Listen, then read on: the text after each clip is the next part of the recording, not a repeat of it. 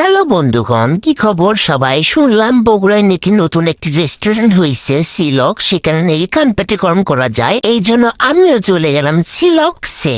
যাইয়া দেখি এতই ভিড়, দাঁড়ায় থাকমু তাও জায়গা নেই। কত মানুষ দাঁড়ায় আছে বসার জন্য, কোথাও জায়গা নেই। এই জন্য আমি ভালো করে দেখতেছিলাম কোথায় জায়গা ফাঁকা হয়ে যায়, টুস করে যায় বসে পড়মু। যাক বাবা, জায়গা ফাঁকা পাইছি, বসছি। বইসা দেখি একজন গোমা কান্দে।